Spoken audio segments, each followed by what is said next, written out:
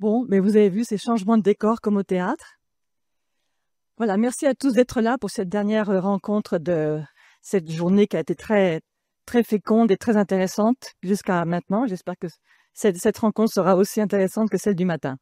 Donc, je suis Anne Husson, pour ceux qui ne me connaissent pas, responsable culturelle de la Maison de l'Amérique latine. Et à ce titre, je suis heureuse d'accueillir Paola Forteza, que je veux remercier chaleureusement. Paola, fondatrice de la galerie Alcivistas, qui a eu l'idée, au moment où nous avons décidé de programmer ce forum, d'axer cette rencontre autour de l'art engagé. Sujet à multiples détentes, mais qui mérite bien nos attentions. Cela fait sens, non seulement parce que Alcivistas est un espace hybride, divers, vivant, qui affiche d'emblée son attachement aux questions qui nourrissent les pratiques artistiques actuelles, mais cela fait sens également pour nous, Maison de l'Amérique latine, dont l'ADN même affirme une volonté soutenue de faire connaître les expressions artistiques d'un continent dans toute leur diversité, pluralité, complexité, et qui essayons de défendre toutes les formes d'art. Je remercie Paola aussi pour son implication dans le projet de ce forum et pour son ardeur communicative tout au long du processus qui nous a menés à ce week-end.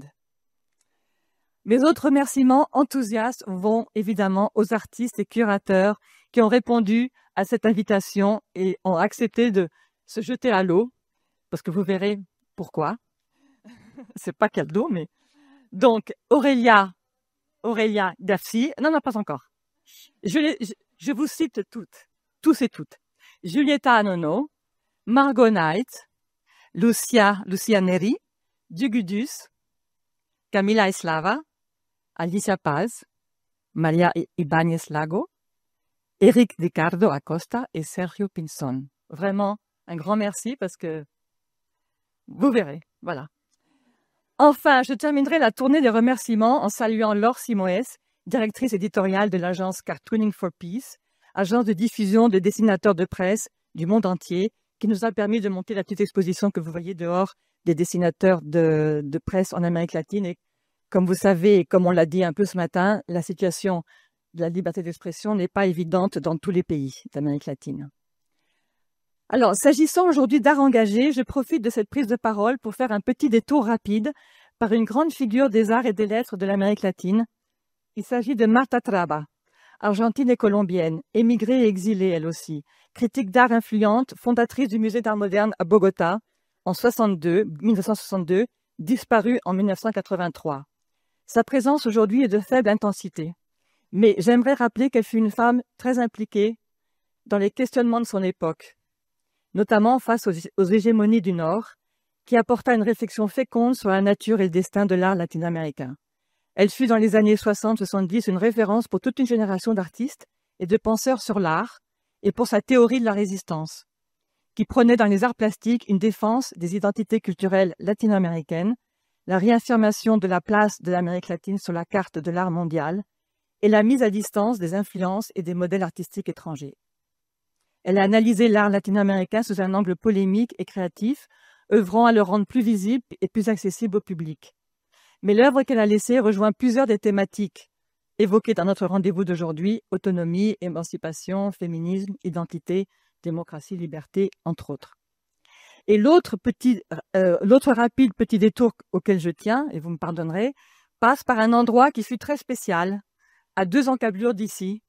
J'ai nommé la Galerie du Dragon, autre petite luciole, vivier de l'art latino-américain dans les années 60-70, est devenue aujourd'hui une simple référence de bas de page qui a fermé ses portes il y a tout juste 30 ans. C'était rue du Dragon, donc.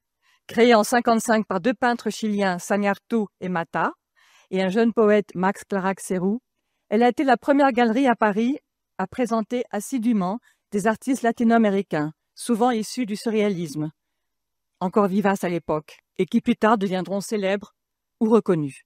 Agustín Cárdenas, Agustín Fernández, Jorge Camacho, Joaquín Ferrer, Alicia Penalba, Antonio Segui et bien d'autres. Ce lieu d'art et de rencontre transgénérationnelle, où se mêlaient des écrivains et poètes de tous les continents, fonctionnait comme une galerie coopérative, inventée et gérée par des artistes pour les artistes, et bénéficiait du soutien de quelques amateurs d'art, comme la vénézuélienne Cecilia Ayala. Édouard Glissant sera lui aussi très investi dans les activités de la galerie. Bon, voilà, il me semblait intéressant de convoquer les éclaireurs et les pionniers, les filiations et les héritages dans le droit fil de cette tentative de définition de l'art engagé d'aujourd'hui.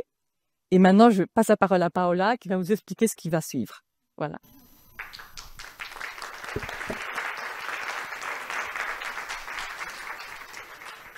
Merci beaucoup Anne. Merci pour ce travail qu'on a mené ensemble.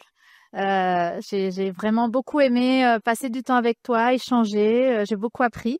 Donc merci énormément. Merci Jean-Marc aussi pour ta confiance. Et merci aux artistes que nous allons présenter aujourd'hui. Donc pourquoi est-ce que nous avons choisi la thématique de l'art engagé? Tout d'abord parce qu'on en a besoin. On l'a entendu tout le matin pour ceux qui étaient là. Le contexte politique, le contexte international est très pesant et décourageant. Et les artistes que vous allez voir tout à l'heure vont vous donner envie d'agir, vont vous donner de l'espoir, vont vous donner des outils pour ne pas lâcher, pour ne rien laisser passer. Et tu le disais hier, Anne, à la radio, cet événement est l'événement anti-Trump. Je dirais même anti-Trumpisme parce que malheureusement, ça dépasse ce curieux personnage et les frontières de l'Amérique latine, ce qui se passe en ce moment. Pourquoi l'art engagé? La deuxième réponse, c'est que, à mon avis, cette question montre toute l'effervescence et tout le potentiel, toute la créativité qu'il peut y avoir dans le croisement entre la France et l'Amérique latine. Depuis les années 70, les artistes latino-américains ont été particulièrement engagés et la France a été pour eux un refuge, a été pour eux un lieu où ils ont trouvé une liberté, un espace de création. Et ça a été un pays qui leur a donné aussi des outils de soutien financier, des programmes, des résidences. Peut-être certains artistes pourront en témoigner tout à l'heure. Mais dans l'autre sens, la France a aussi beaucoup à apprendre de ces artistes engagés, d'Amérique latine, parce que les combats qu'ils mènent sont très importants et parlent à la société française actuelle. On a une société encore beaucoup trop consumériste qui ne prend pas soin de la nature, qui ne prend pas soin du vivant, où il manque encore la place pour les femmes dans l'art, dans la culture, dans les représentations, où parfois on met les pratiques artistiques dans des cases, ce qui est l'art avec un grand A, ce qui est de l'artisanat. On est aussi dans une société qui ne regarde pas en face encore son passé colonial. Et donc sur toutes ces questions, les artistes latino-américains ont quelque chose à dire et les artistes que vous allez entendre tout à l'heure vont vous illuminer, vous éclairer. Comme beaucoup dans la salle, j'ai une double appartenance, une double identité. Je suis franco-argentine et donc ça crée parfois des dédoublements de personnalité. Et donc aujourd'hui, mon côté latino-américain a envie de dire merci à l'Art France pour cet accueil, pour ce soutien à l'art latino-américain. Et j'espère que ça continuera à être le cas. Et mon côté français a envie d'être à l'écoute, de continuer à apprendre et vraiment de m'inspirer du courage et de la sagesse de ces artistes latino-américains. Donc j'espère que ça vous fera le même effet. Après ces quelques mots d'introduction, donc vous expliquer ce qui va se passer parce qu'il y a beaucoup de teasing, comme on dit. On s'inspire aujourd'hui d'une technique de présentation qui s'appelle le pechakucha, qui nous vient du Japon. Le pechakucha veut dire bavardage en japonais. Et c'est une technique qui est utilisée pour présenter des projets de façon assez courte, assez dynamique, assez impactante. Et donc, la règle, c'est que c'est 20 slides en 20 secondes chaque slide. Ce qui fait, on a un peu des rires nerveux dans la salle, ce qui fait des présentations très visuelles, très rythmées et qui vont droit au but. Avec Anne, on voulait vous montrer un panel d'artistes, de curateurs, de chercheurs très divers, très complets, Et donc, ça nous a semblé une bonne technique pour vous donner à voir ce grand panorama d'artistes. Évidemment, vous n'allez pas les connaître en profondeur. Vous allez peut-être avoir envie d'en savoir plus sur leurs pensées, sur leurs pratiques. Et l'idée, c'est que c'est une introduction pour vous donner envie d'aller discuter avec eux au cocktail tout à l'heure. Donc, merci beaucoup. Ce que je voudrais faire, c'est demander un applaudissement pour tous ces artistes avant qu'ils se préparent.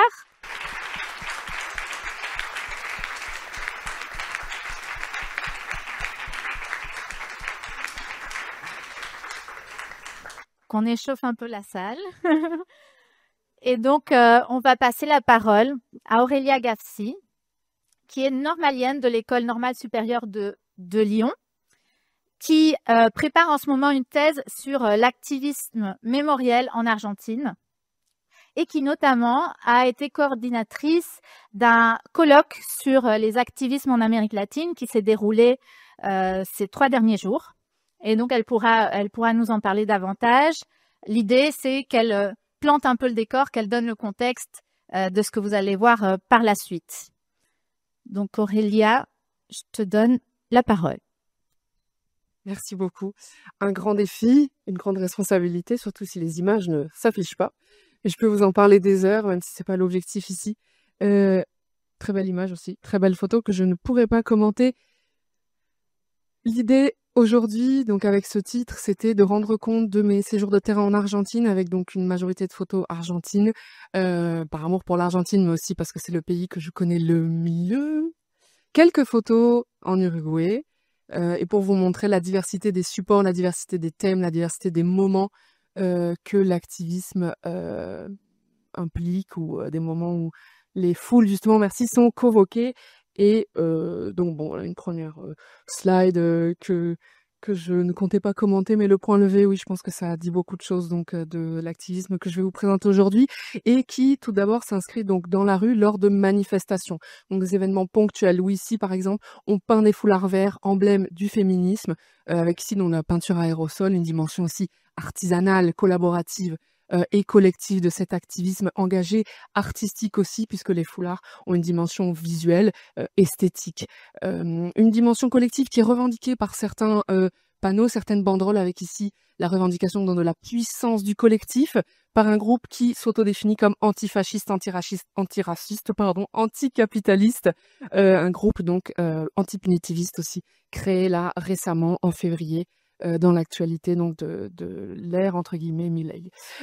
Une dimension collective aussi avec l'union de groupes activistes, militants, avec ici une banderole face au Congrès qui fait le lien entre le combat féministe et les mères de la place de Mai, donc ces mères de disparus qui depuis 1977 revendiquent donc l'identité de leurs enfants, les cherchent et donc sont en quête de justice, mémoire et vérité. La mémoire avec ici une fresque, donc on sort des contextes de manifestation, une fresque faite pour durer qui fait mémoire donc d'Omar Cigarran, un jeune assassiné par la police, avec d'autres visages aussi, donc de victimes à La Plata, de violences policières, ici la dénonciation donc d'une violence institutionnelle à travers donc cette technique de la fresque.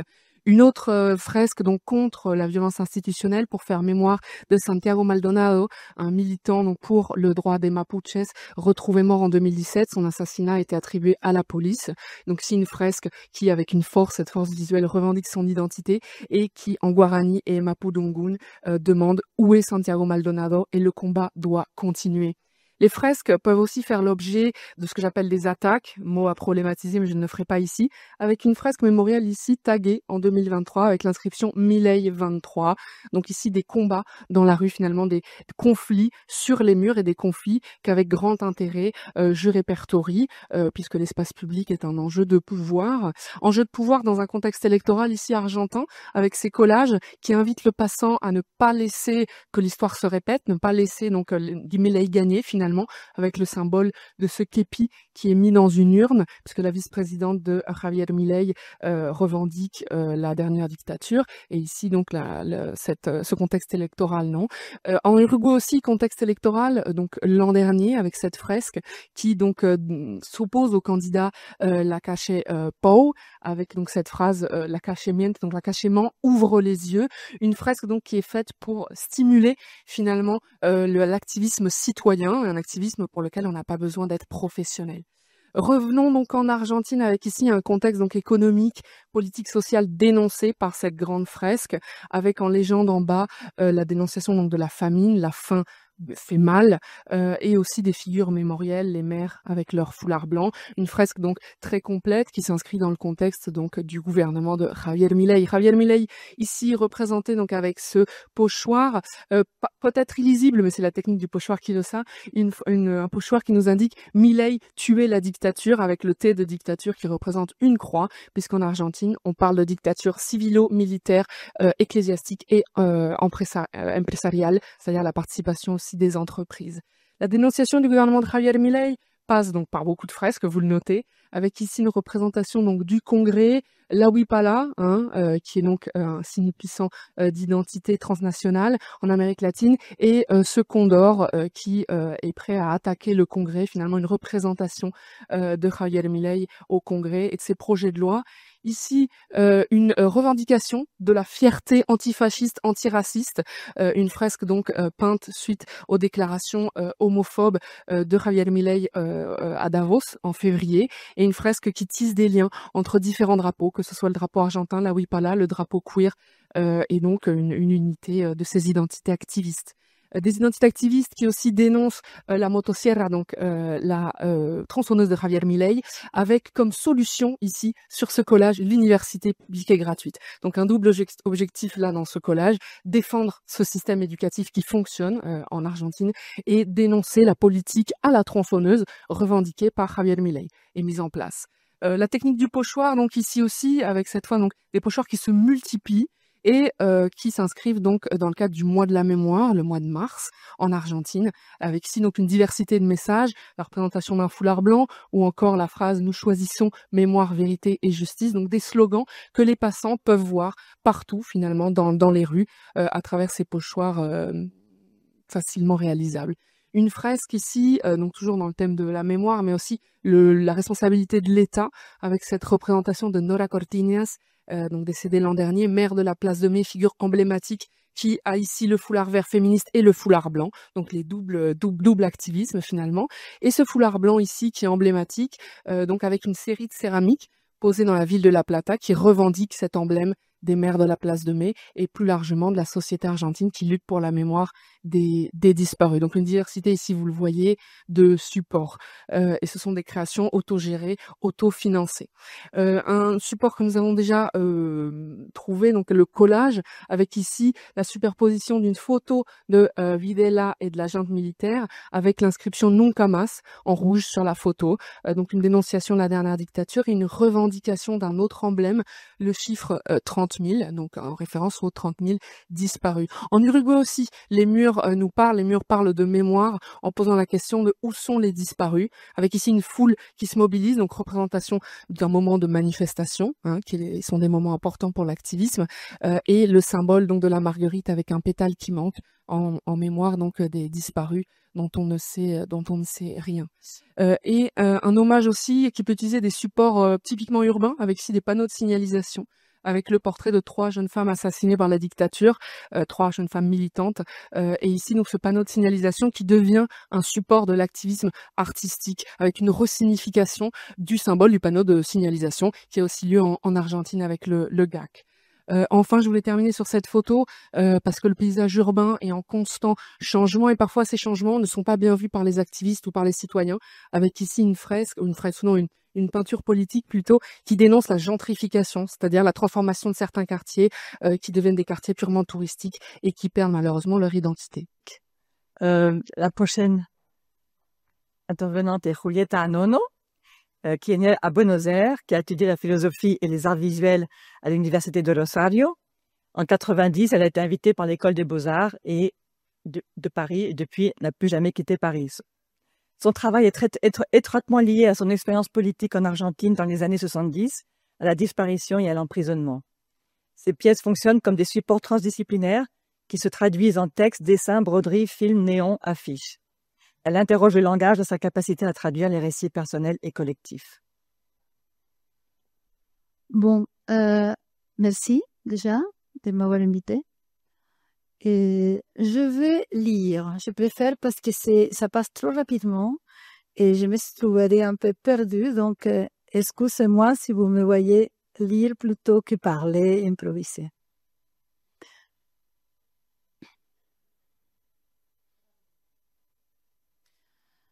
Mes ancêtres parlent pour ma voix. Les parents de mon père, juif syrien, et de ma mère, musulmane d'Égypte, son père, catholique d'Espagne, sa mère, tous venus se jouer en Argentine. Estoy hablada por mi lengua materna y la lengua francesa, le pays que me reçoit. Pour dire ce que dans ma langue était trop douloureux, j'ai fait une traduction affective. Je brode mes voix, créolisées selon les termes d'Edouard Glissant. Elle me donne la distance pour nommer l'indicible.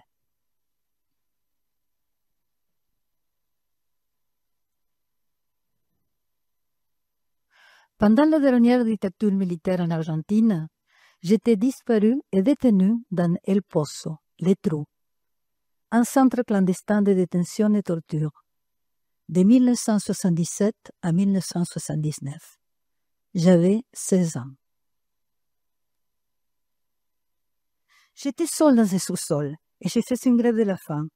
Ma mère me donne un tissu de fil de couleur pour que je brode une robe pour les jours de ma sortie.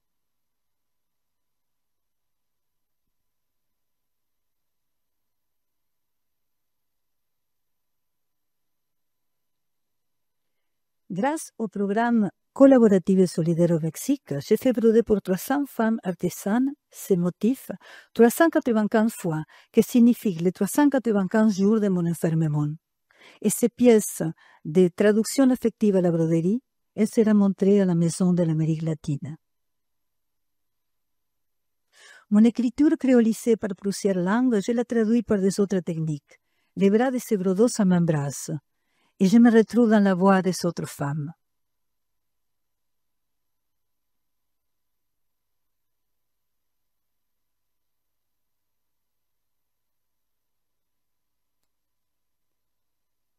La disparition politique déborde vers des autres catégories. Les femmes effacées par le patriarcat, vers les peuples originaires, les premières disparues et invisibilisées pendant la colonisation.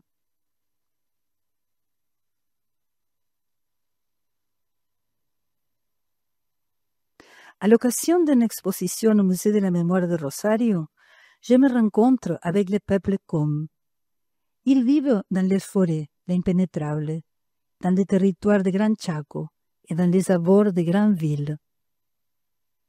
Ils sont un peu les pauvres de l'Amérique latine, comme dira le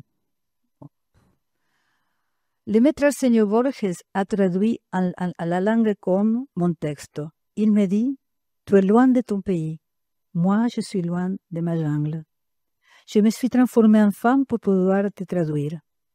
Et le texte est devenu au féminin. Discutés en assemblée, on traduit la langue orale avant de la colonisation pour la fabrication de 709 petits animaux en argile, qui signifie les 709 kilomètres que le maître Arsenio fait pour aller del Chaco jusqu'à Rosario, la périphérie à Barrio Ruión. Et on dit que cette échelle animale devient... Bon, je ne sais pas. La chamana Ruperta Pérez m'amène à la cosmovision des femmes étoiles. Avant le monde actuel, il y avait des hommes moitié animaux et moitié humains, et les femmes entières et lumineuses mangeaient et parlaient pour ces doubles langues. Bouche. Une était dans la bouche, l'autre était dans ce sexe. Je dis que si les femmes ont été persécutées ou invisibilisées à la longue de l'histoire, c'est parce que nous avons ces doubles bouches de femmes étoiles. Je ne peux pas. Ici, je coupe. Non. Oh, je ne vais pas, je ne supporte pas. Dans ma cosmologie de poète du Centre Pompidou, j'entrelace mes femmes étoiles, poétesses et activistes avec les couleurs des axes de lutte féministe en Amérique latine.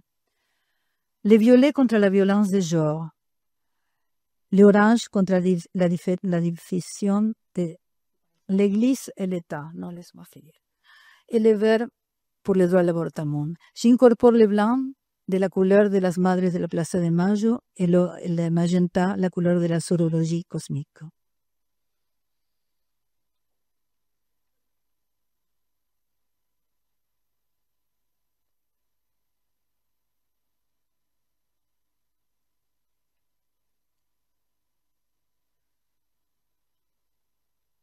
Cosmologie de la femme de la Terre, espace de mer de Plaza de Mai. Je me retrouve avec des paysannes qui lidèrent leur terre.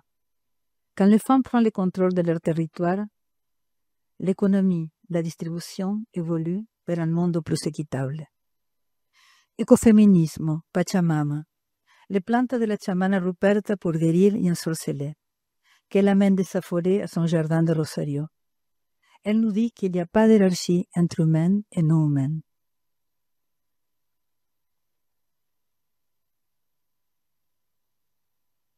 Les prêts tangibles des femmes étoiles sont les poupées Chalik Chalek. Je les fabrique à partir des images qui sont dans les archives du musée de Quebranly. Je traduis par de grandes photos transparentes signifiant la traversée du sud en nord de la puissance du féminin ancestral.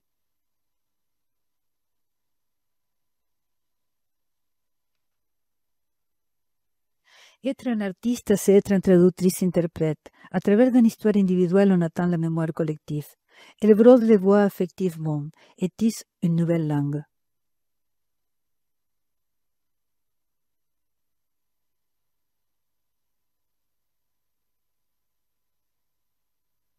Chanter Violetta Parra et assumer dans mon corps cet artiste total, poétesse, musicienne, plasticienne, qui interroge le nord avec la vivacité du sud.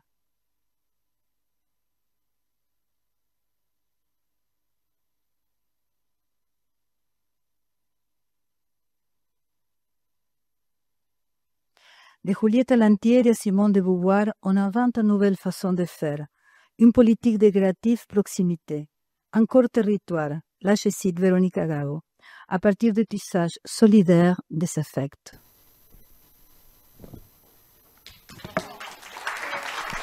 Je vais parler.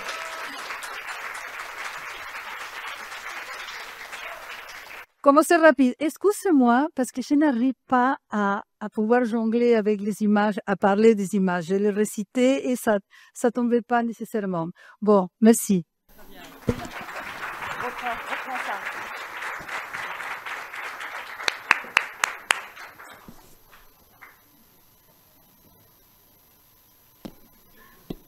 Alors, Margonite. Donc, son titre est Traduire sans trahir, voilà. Margonite est curatrice indépendante issue des sciences sociales et des études latino-américaines. Ses projets sont nourris par cette expérience réflexive et critique du déplacement, du décentrement du regard et par les épistémologies féministes et décoloniales, du point de vue situé. Récemment, elle a assuré le commissariat de plusieurs expositions, dont celle au Château Lacoste, qui s'appelle Par quatre chemins. Voilà, mais elle a fait beaucoup d'autres des expositions. Je suis ça marche? Okay. Donc j'aimerais commencer par vous parler un petit peu de mon parcours et me situer. J'ai une formation en sciences sociales avec un focus sur l'Amérique latine que j'ai réalisé à la fois en France à Sciences Po mais aussi en Amérique latine à Mexico à la UNAM. Et ça fait 3 ans que je travaille avec des artistes latino-américains engagés sur différents projets d'exposition dans des musées au Mexique mais aussi en France, notamment à la Fondation Cartier et comme commissaire indépendante sur cette dernière année. Donc assez naturellement, mon parcours m'a amené à m'interroger sur la manière dont les pratiques artistiques latino-américaines circulent en Europe, et puis surtout que sous-tend cette distance, souvent assez immense, entre le contexte de production des œuvres et leur contexte d'exposition. Et puis finalement, en quoi les études décoloniales ont transformé nos pratiques curatoriales en Europe. Je vais m'interroger ici sur l'exposition comme zone de contact, c'est-à-dire que c'est plus qu'un simple dispositif de monstration, c'est vraiment un espace de rencontre, souvent asymétrique d'ailleurs entre différentes cultures, histoires et systèmes de savoir. En réponse aux enjeux contemporains décoloniaux, les musées européens français remettent en question leur manière de diffuser l'art latino-américain, comment exposer sans trahir, comment exposer dans un espace et conserver un espace d'expression politique. Je vais prendre comme étude de cas la relation qu'a construite la Fondation Cartier avec les artistes Yanomami du Brésil et du Venezuela sur ces 20 dernières années. Ils ont réalisé une dizaine d'expositions avec ces artistes qui suivent depuis longtemps, qui ont mis en lumière à la fois leur travail plastique, mais aussi leur lutte politique au sein de l'exposition. Donc le médium de l'exposition transforme le sens des œuvres qui est exposé. Donc on peut le voir ici, la scénographie, le choix des œuvres, les lumières, l'accrochage vont influencer notre manière de recevoir les œuvres. Exposer, c'est produire un discours, une mise en récit à partir d'un corpus artistique. C'est traduire, interpréter, hiérarchiser et parfois même trahir.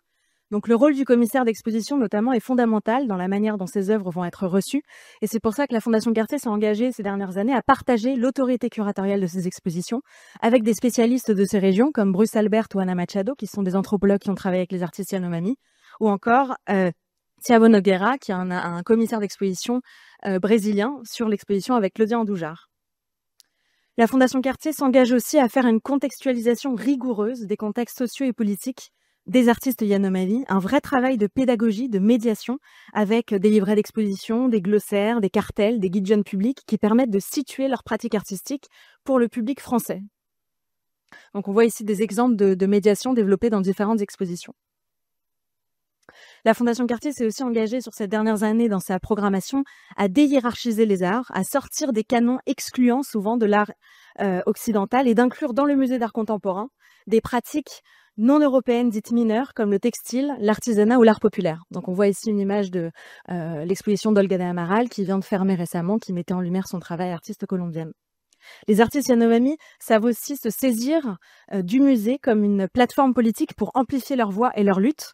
Bané, donc artiste à gauche, avait fait une performance notamment à Lille dans sa langue, puisque la thématique de la diversité des langues est importante et politique. Et Shiro Anawe Akiwe, sur la gauche, a pu prendre la parole à maintes reprises avec la presse pour parler de l'urgence écologique de son peuple au Venezuela. Et puis enfin, David Kopenawa, qui est un grand leader et chaman Yanomami, s'était déplacé à l'ouverture de l'exposition de Claudia Andoujar et avait pris la parole toute une nuit, appelée Nuit Yanomami, sur le combat de son peuple, et ça lui avait permis d'avoir une grande retombée presse en France pour amplifier sa voix et son combat. Donc on voit que dans les débats publics aujourd'hui, les musées européens et français s'interrogent sur leur manière de diffuser, d'exposer des pratiques artistiques non européennes. On le voit dans leur programmation, dans leurs expositions, mais aussi dans tous les événements parallèles qu'ils accueillent dans leurs murs. Ils remettent en question même leur propre fonctionnement et leur gouvernance, comment gérer leurs collections ou même la transparence de leurs acquisitions. On arrive à un sujet brûlant en France qui est la restitution. J'ai mis quelques images en lien avec ça, la restitution du patrimoine africain, mais pas que. Et j'aimerais ici vous parler du travail de Lívia Melzi, qui est une artiste brésilienne basée en France depuis plus de 10 ans, pour qui la restitution est un fil rouge de son travail et elle remet en question le modèle du musée occidental, la circulation des artefacts et des représentations entre le Brésil et la France. Dans son travail, elle s'est notamment intéressée depuis 2018 à un objet spécifique que vous voyez ici, qui est le manteau Tupinamba. Il y en a eu 7, ils ont été produits au XVIIe siècle par des communautés Tupinamba dans le nord du Brésil et ils se retrouvent tous les 7 aujourd'hui dans des musées européens. Et Lívia, comme artiste enquêtrice, est allée les photographier les uns après les autres. Et c'est assez intéressant dans son travail et cette série puisqu'elle met vraiment en lumière les nuances dans les modes d'exposition ou même de conservation de ces manteaux. Elle soulève comment la technologie de l'exposition transforme la perception de ces objets qui devraient être presque en fait des objets de fiction. Elle souligne l'écart assez dérangeant entre l'objet exposé, qui est un objet rituel, sacré, et le récit qui l'encadre. Elle révèle en fait les structures de pouvoir, souvent silencieuses du musée, et réactive les tensions que les vitrines cherchent à dissimuler. En effet, les musées ne sont pas des espaces neutres. Le musée européen est héritier d'un ordre colonial fondé sur l'accumulation, l'extractivisme propre au XVIIe siècle esclavagiste dont il est issu. Il est né du cabinet de curiosité, de la pensée positiviste des Lumières. Il cherche à hiérarchiser, ordonner les savoirs et les sociétés et il neutralise les objets qu'il sort de son contexte. Lívia a un travail intéressant puisqu'elle remet en question la position même de l'artiste face au musée. Elle rentre vraiment dans un jeu politique, on pourrait l'appeler la réelle politique du patrimoine. Parfois, pour arriver à ces images, ce sont des mois de négociations avec les directeurs de musées et les conservatrices. Donc c'est assez intéressant de voir qu'elle touche dans sa pratique vraiment à la tension politique du musée contemporain.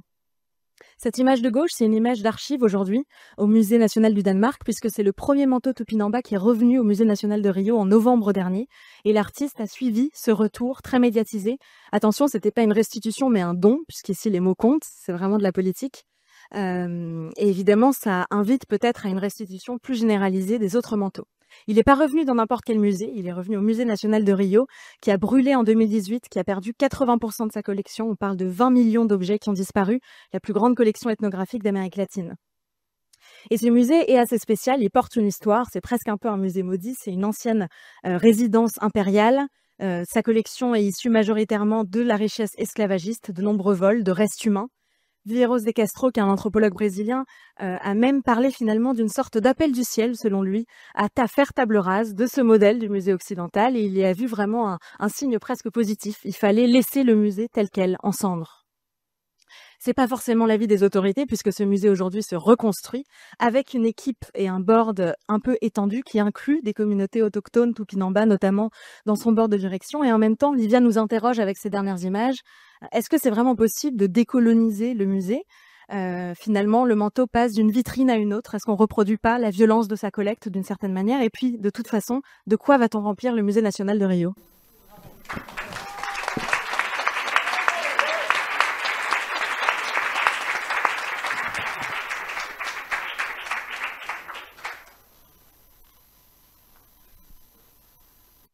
Alors, Lucia Neri. Lucia Neri est née en Bolivie et migre en France à l'âge de 20 ans. Et elle partage son temps entre la Bolivie et la France. Elle est artiste plasticienne, donc diplômée de l'école d'architecture de Paris-Malaquais. Elle développe une pratique sculpturale et installative qui explore les enjeux écologiques contemporains. En fouillant dans les strates de l'histoire, elle fait émerger des récits oubliés qui dialoguent avec les urgences écologiques d'aujourd'hui.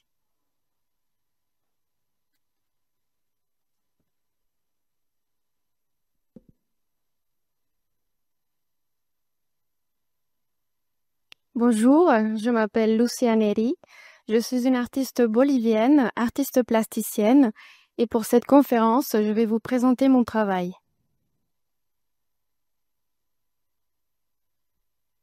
Alors moi, je viens du monde de l'architecture. J'ai fait une école d'architecture à Paris, ce qui fait que les matériaux du monde de la construction m'interpellent, ainsi que les questionnements écologiques qui les accompagnent.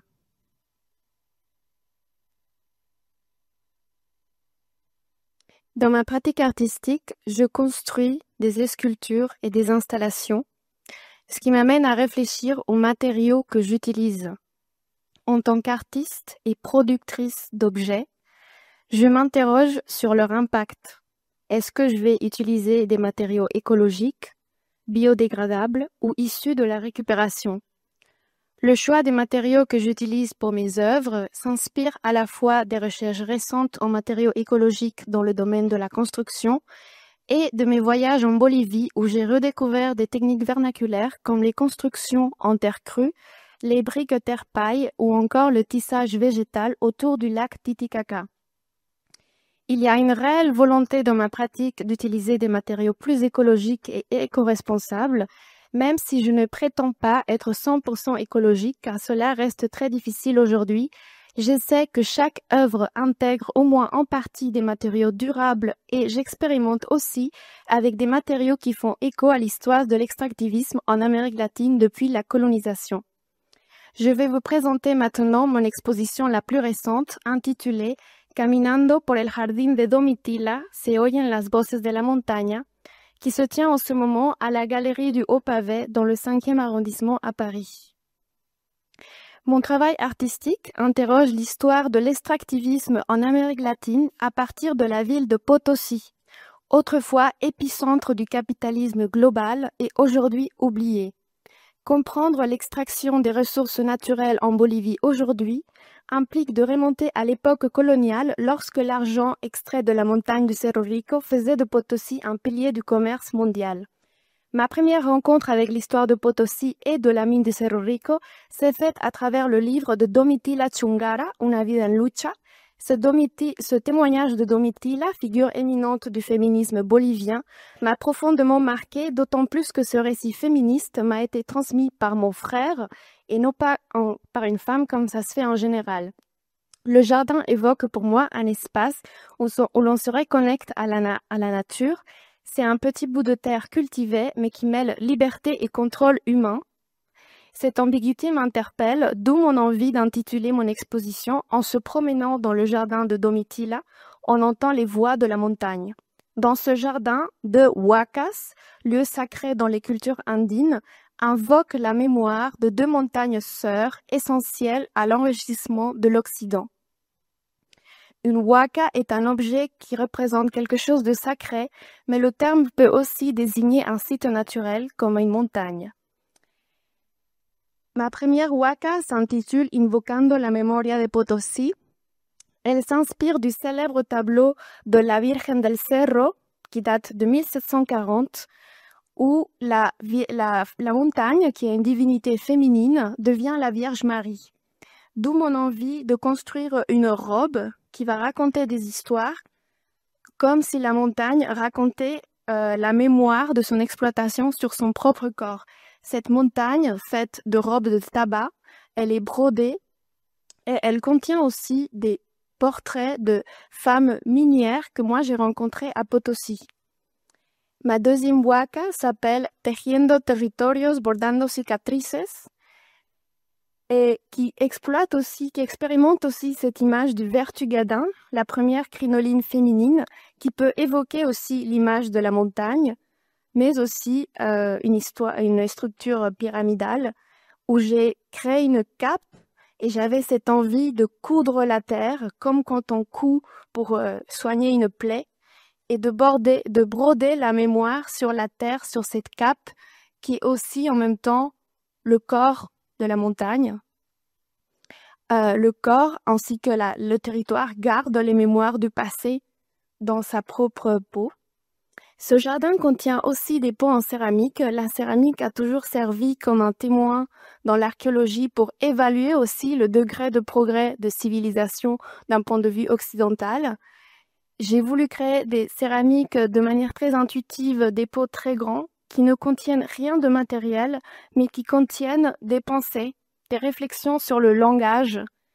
Il y a des extraits d'entretiens que j'ai réalisés aux femmes qui travaillent dans les mines en Bolivie, des réflexions aussi sur le langage, des réflexions personnelles sur le fait que je parle les 3 langues des pays colonisateurs, mais aucune langue originaire de mon pays.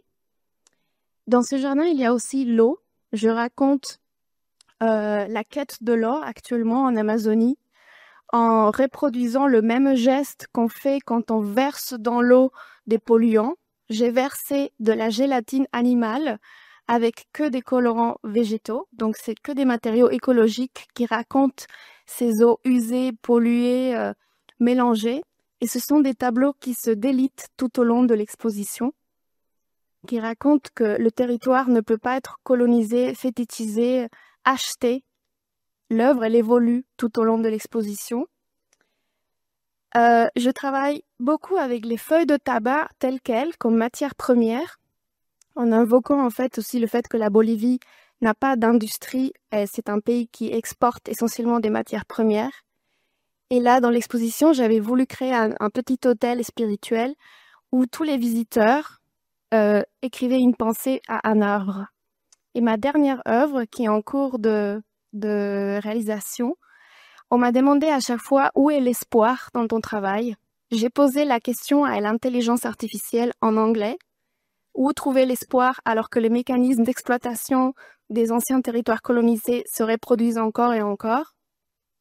Elle m'a répondu par une image et je suis en train de créer cette image avec de la marqueterie de métal, ce qui évoque pour moi une manière de lui donner de la matérialité à cette intelligence artificielle qu'on croit immatérielle, qui est surtout faite de recherche de minerais précieux, qui se trouvent aussi entre autres en Amérique latine.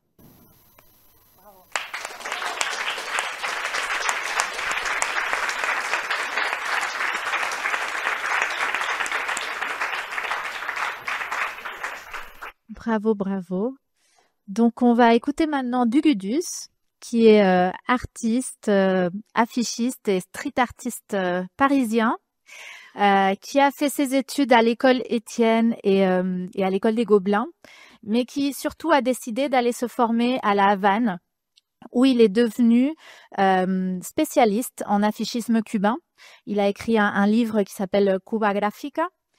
Et il a appris là-bas aussi la technique de la sérigraphie qu'il a continué à développer en France. Je pense que vous reconnaîtrez des affiches si vous allez dans les manifs à Paris et en France. Merci. Bonjour. On dit top départ. Bon, bonjour à tous. Je m'appelle Dugdus, donc c'est pas mon vrai nom, ok, c'est un pseudo. Je suis illustrateur, sérigraphe, graphiste, street artist, ça dépend de l'étiquette qu'on me met. J'ai commencé mes études à Paris, à l'école Estienne, puis à l'école des Gobelins. Études de communication en graphisme essentiellement. Et au même moment, j'ai mis une petite photo de moi, j'aurais peut-être pas dû. Mais j'ai commencé à militer dans des organisations politiques de gauche et puis je me suis rendu compte que ce que j'apprenais à l'école en fait avait un vrai impact, non pas dans le milieu commercial mais dans le milieu militant que je fréquentais. J'ai commencé à faire des images pour les gens qui m'entouraient pour les luttes importantes. Après mes études, j'ai voulu donner un autre parcours à mon engagement et partir à Cuba, notamment à travers des affiches des années 60-70 qui m'avaient alerté sur un mouvement graphique très important à l'époque, mais qui n'avait pas eu de répercussions jusqu'à ma génération. Du coup, en faisant des recherches, je me suis rendu compte qu'il existait une école encore qui est l'ISDI. J'ai mis plusieurs mois à les contacter et je suis parti tout seul. Donc, je parlais pas espagnol, je dansais pas le reggaeton et je connaissais pas grand-chose à Cuba, mais je suis parti là-bas avec l'idée de faire un travail de recherche sur le graphisme cubain et de comprendre le lien entre le graphiste et la politique et pourquoi il y a eu une émergence aussi forte de ces affiches à cette époque. On est sorti un bouquin qui a une dizaine d'années maintenant qui s'appelle Cuba Graphica qui retrace toute cette histoire-là. C'est 10 ans de recherche. Aujourd'hui, je continue à compiler ces images et à retourner chaque année à Cuba pour travailler sur cette histoire-là. Un deuxième bouquin est en prévision, je suis en recherche de fonds pour l'aboutir. Peu de temps après, je pars en Argentine et je rencontre Diego Posadas qui fonde l'atelier populaire de sérigraphie en Argentine et qui va directement dans la rue imprimer ses affiches sur les mobilisations sociales, politiques, mais également dans les usines. Et il me dit, mais Dugdus, toi tu sais faire de l'affiche, tu sais imprimer, tu as imprimé à Cuba, pourquoi tu fais pas la même chose dans la rue à Paris? Donc on est en 2012 et là je sors mon atelier pour la première fois avec des copains dans la rue, puis j'imprime mes premières affiches en lien avec les mouvements politiques de l'époque. Ça rencontre un succès fou auprès des anciens militants qui avaient connu la technique en mai 68, mais aussi auprès des jeunes. L'idée est de diffuser gratuitement ces images, elles sont imprimées, elles sont offertes aux gens. En retour, il y a des petites cagnottes, les gens peuvent mettre un petit peu d'argent et ça permet de financer l'impression. Donc là, il y a une image pour le mariage pour tous et une image plus récente, Macron dissolution, qui fait suite à toutes les manifestations contre la réforme des retraites. Alors là, on est le 1er mai 2025, donc c'était il y a 3 semaines à peu près. Cette image, on veut la justice sociale, imprimée en 2 couleurs cette fois-ci, sur la manifestation du 1er mai et imprimée en 600 exemplaires. Donc c'est pour vous dire que il faut imprimer énormément. La technique de la sérigraphie permet pas une diffusion énorme parce que c'est une technique manuelle, une couleur à chaque fois. Et quand les mobilisations sont plus importantes, comme là sur la manifestation contre la réforme des retraites, j'auto-édite des affiches. Celle-ci a été auto-éditée à 8000 exemplaires et diffusée gratuitement aux manifestants et a permis de financer des caisses de solidarité pour les grévistes. Alors quand je fais pas des affiches, je vais dans la rue. Ici, on est dans mon quartier à Belleville, dans le 20e à Paris, où je vais directement peindre sur le mur, ici l'ours qui est sur votre gauche, ou sur la droite, coller directement des affiches. Alors celle-ci, c'est Enjoy Capitalisme.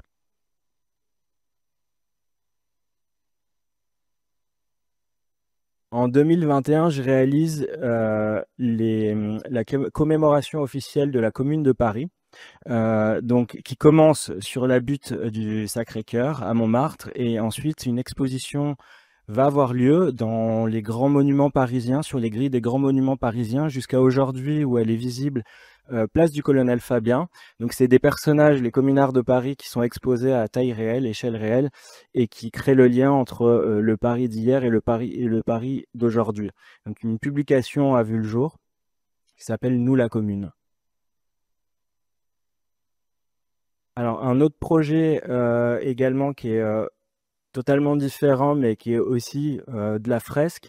Je pars dans un camp de réfugiés kurdes. Ici, on est à la frontière entre la Grèce et la Turquie, où des combattants de Daesh viennent dans ce camp et d'autres personnes qui ont été enfermées dans les prisons turques pendant des années débarquent dans ce camp. Et je suis resté 2 semaines et ils m'ont confié en fait la réalisation d'une fresque avec leurs combattants. Ici, on est à Montreuil, c'est une fresque qui est toujours visible. Sauvons l'hôpital public, c'est 6 étages, c'est ma plus grande fresque. Et c'est Patrice Bessac, le maire de Montreuil, qui voulait se battre en fait pour la sauvegarde de son hôpital à Montreuil. Alors quand je fais pas des fresques, je fais des affiches. C'est aussi ça qui me permet de gagner ma vie. Ici, des affiches pour des festivals de musique, pour des événements culturels. Au milieu, c'est l'affiche de la Fête de l'Humanité de 2019.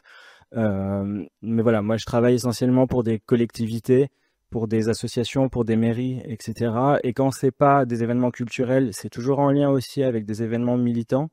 Alors à droite, là, on a un film de Renaud Chac. C'est un ami que j'ai rencontré à Cuba qui fait des documentaires sur Cuba, Somos Cuba. Et puis sur le ciné social, là j'ai travaillé pendant plusieurs années sur des affiches d'un festival qui était fait par la CGT à Narbonne. J'ai un atelier de sérigraphie donc à Belleville dans lequel je produis mes propres images et ensuite qui sont vendues dans différentes galeries à Paris et notamment la super galerie Artivistas. Voilà, mais pas que à Paris, également à l'étranger.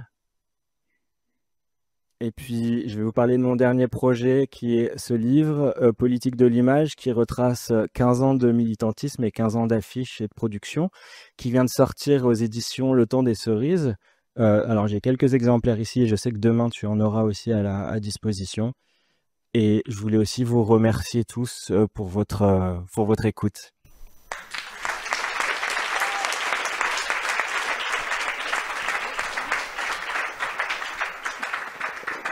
Bravo. Donc, en effet, vous retrouverez le bouquin dans le coin librairie demain, ici même.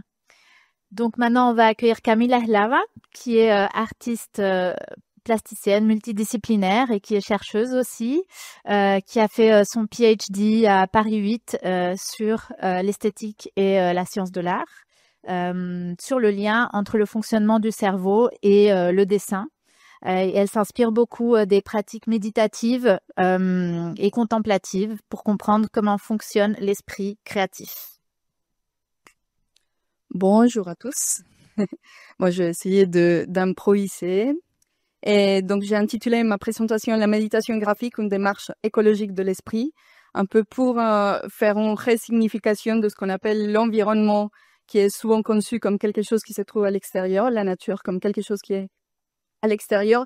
Et donc, par ma pratique de dessin, je fais un retournement de ce concept-là pour rentrer en contact et par ma pratique graphique avec une harmonisation du système interne.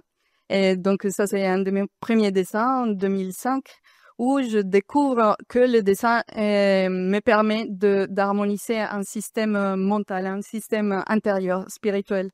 Et que par là, je retrouve donc une sorte de changement de la perception, des jeux de la perception, parce que le dessin, il n'est pas une représentation des images qui se retrouvent à l'extérieur, d'une réalité extérieure, mais plutôt une façon de reconnecter avec mon environnement mental et avec les ressentis de ce qui se retrouve à l'intérieur.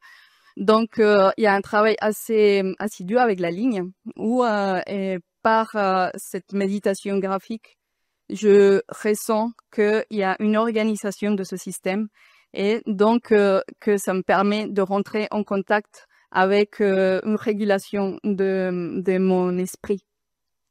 Cette série de dessins, je les ai faits pendant que je faisais des encéphalogrammes parce que ma pratique graphique, elle m'a amené à me considérer comme une sorte de moi-même, comme un sismographe des rythmes, des densités internes. Donc, je fais le parallèle avec les machines encéphalographiques de l'époque. Et ça m'a amené à faire des expériences en laboratoire neurologique et pour faire ma thèse qui s'appelait « Dessiner l'esprit dessinant », qui était un système autorégulateur dans lequel je fais plusieurs actions. Donc là, je suis en train de méditer, là, je suis branchée à tout un tas d'électrodes et je crée deux flux de graphismes en parallèle. Donc, il y a le flou des encéphalogrammes, donc de toute mon activité cérébrale, et il y a le flou de mon dessin, qui est un dessin donc en état méditatif. Et par là, donc, on découvrait que il y avait une façon de impacter sur mon propre état, sur mes propres états mentaux et donc sur la décharge électrique et cérébrale dans cet état de méditation graphique. Ça m'amenait à penser que mes dessins, ils pouvaient être à la fois non pas seulement un travail graphique, mais des dispositifs méditatifs qui sont faits dans une fréquence alpha qu'on appelle, donc des états méditatifs.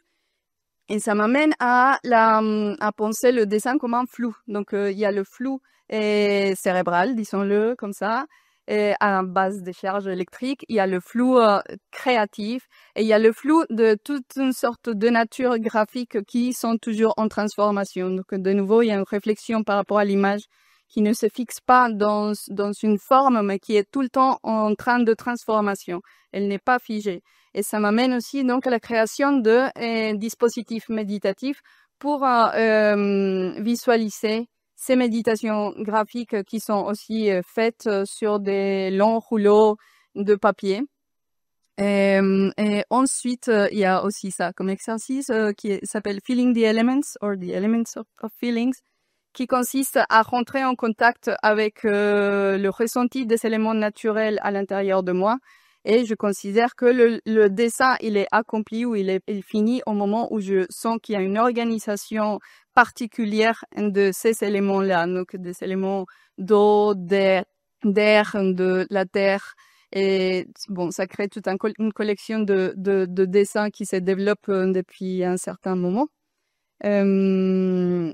Et voilà, donc je les considère donc comme des dispositifs méditatifs qui m'amènent aussi, par exemple, à me connecter à différentes strates de la nature, à des éléments comme les astres, et à me dire comment je peux rentrer en contact avec des éléments du mystère du céleste, et à les considérer aussi comme si c'était mes ancêtres. Donc les astres comme mes ancêtres, comme nos ancêtres planétaires, mais par le travail aussi avec la matière. Donc comment, à partir de mélanger différents types de matières, je retrouve aussi des effets galactiques qui sont probablement ressemblables aux effets galactiques qui se passent dans ce mystère céleste. Et donc, il y a aussi, ça m'amène vers le monde matériel. Donc, il y a tout un rapport à chaque fois avec différents règnes de la nature. Donc, du galactique, ça atterrit dans le minéral. Et ces minérales-là, c'est des pierres qui m'apportent la mer. Dans des exercices de dialogue avec l'océan, par les vagues, elle rejette toujours des choses. Et là, elle rejette des pierres que je prends et que je me rends compte qu'ils ont une ressemblance déjà avec mes dessins. Donc le dessin, il devient minéral, le minéral, il devient dessin, et tout ça se passe dans des flous, des dessins qui se transforment et qui ensuite deviennent aussi une création textile. Et donc que j'appelle la méditation graphique textile, qui permet de passer d'un dessin qui est immersif à une sorte de immersion de dessin qui est faite pour habiller ensuite les gens et donc pour rentrer de nouveau dans la circulation des flous des gens dans la ville, dans la vie. Une petite pause. Voilà, donc c'est un travail graphique qui vient ensuite se transformer dans des énormes fresques. C'était mon dernier travail au Maroc, un travail mural où l'exercice méditatif que j'ai proposé, c'était d'inviter un esprit végétal qui vienne habiller l'espace. Et c'était donc un exercice méditatif pendant 2 mois et pour cette fresque où l'idée c'était pas c'est jamais d'avoir des esquisses, mais souvent de laisser passer et se dérouler la graphique jusqu'à ce que ça devienne une installation immersive. Et celui-là, il va rester, donc c'est pérenne. Et finalement, donc, je dessine la vie qui me dessine et je suis la nature et je la suis. Ces deux phrases-là, elles m'amènent à parler d'une pratique qui essaye de réconcilier l'esprit et le corps, la culture et la nature, et de reconnaître ce lien indissociable avec le flou de vie et le flou naturel qui existe déjà en nous, en moi. Voilà.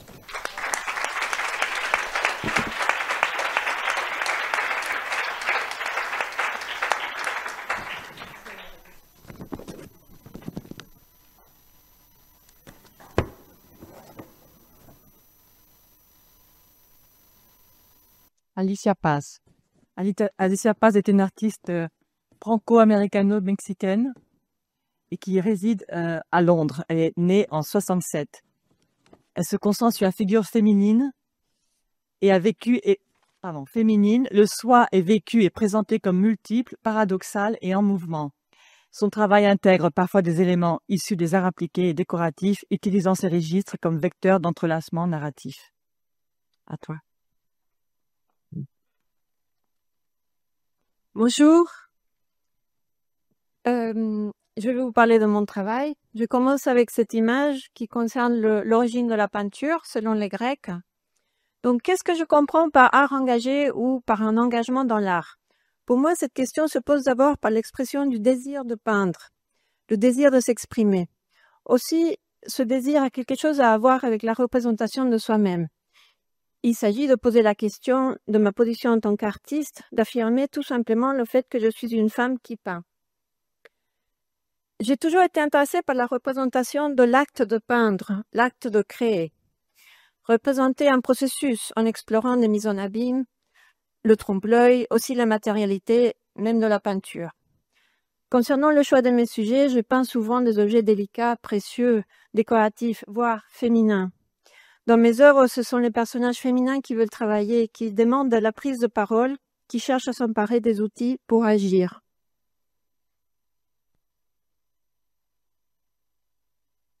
Cette image que vous connaissez sans doute est un autoportrait d'Artemisia Gentileschi, aujourd'hui célèbre peintre de la période baroque. Cet autoportrait est une allégorie de la peinture. Artemisia est elle-même la peinture et constitue l'acte de peindre. Elle est l'auteur du tableau, le sujet du tableau, le résultat du tableau, elle est tout. Le mot pittura en italien est un mot du genre féminin. Gentileschi nous fait penser à toute une lignée de femmes artistes qui l'ont suivi, souvent oubliées.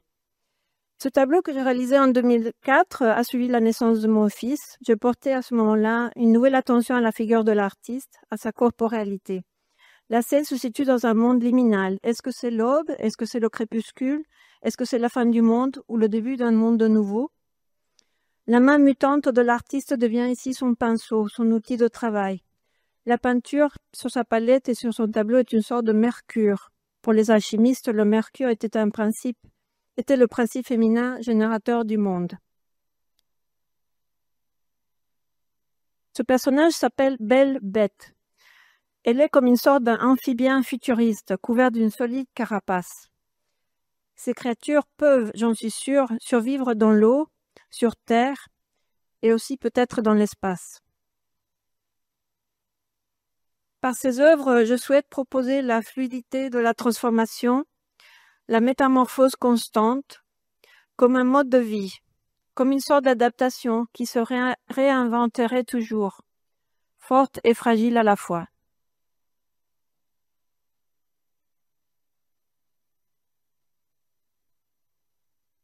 Je me rapproche de plus en plus de la nature.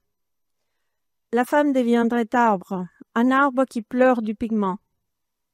Je me pose la question, est-ce que l'engagement dans l'art est véhiculé plus efficacement, peut-être par une dimension émotionnelle?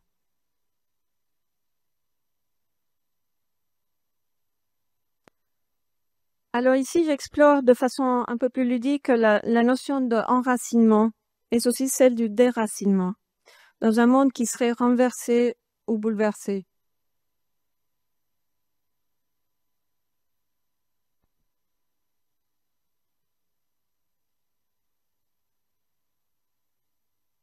Dans cette sculpture en acier et émail, j'explore une sorte de conversation imaginaire entre femmes issues de différentes époques et issues de différents contextes culturels.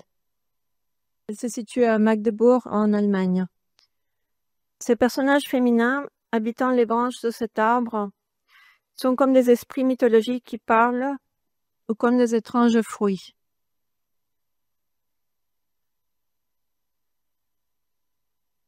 Tout cela m'a amené à penser plus à la notion de parole et de volonté d'expression partagée entre femmes. Je me suis demandé comment représenter une parole commune, transhistorique et constituée d'échanges, d'écoute, d'inspiration et d'aide mutuelle. J'ai développé une nouvelle série prenant l'histoire multiculturelle de la céramique en bleu et blanc comme un territoire iconographique que j'investis avec mes propres récits et mes propres images. La bulle d'expression est pour moi une manière de représenter la voix, tout simplement, comme dans une bande dessinée. Ici, nous avons le portrait de Angela Davis qui s'exprime en images. C'est un détail du tableau précédent.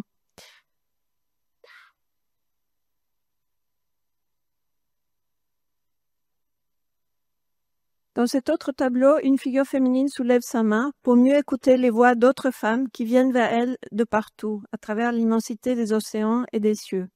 Il y a des poètes représentés, il y a aussi des chanteuses de blues, il y a aussi également des femmes pirates. Toutes ces femmes partagent de multiples qualités, telles que l'audace, le courage d'être elles-mêmes et le désir de liberté.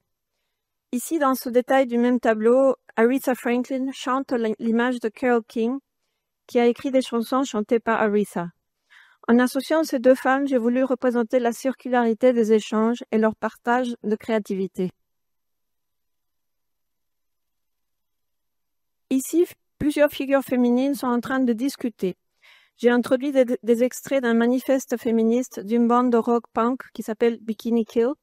Ce sont des énoncés forts et radicaux que j'ai choisi de juxtaposer à un langage visuel ornemental et délicat. Les femmes sont issues de plusieurs milieux et pratiques intellectuelles et créatives. Elles sont ensemble comme faisant partie d'une même famille. Et voici les 48 portraits d'intellectuels de Gerhard Richter, qu'il a peint en 72. Il a uniformisé l'apparence des portraits par son processus pictural. Richter a dit qu'il s'intéresse au mutisme de ces images. L'uniformité avec laquelle ces portraits sont peints rend les personnalités plus anonymes. Pour ma part, je rejette cette volonté chez Richter de rendre le portrait anonyme et impénétrable. Allant au contraire du mutisme face à l'histoire, je cherche à représenter la présence de voix multiples, fortement uniques mais aussi interdépendantes, toujours en relation avec autrui. Ce groupe de portraits auquel j'ai donné le titre de Juntas, qui veut dire ensemble en espagnol, met en scène une sorte de sororité grandissante et célèbre non seulement les contributions individuelles de ces femmes, mais aussi les relations entre elles. Ce sont des femmes qui m'inspirent et qui m'intéressent personnellement. C'est donc une façon de rendre hommage à celles qui m'ont aidé à me construire. Une partie de cette série est exposée actuellement au musée de l'UNAM hoy, à Mexico. Et l'expo a pour titre Disruptivas. Donc je vous laisse avec ces deux mots-clés, Juntas et Disruptivas.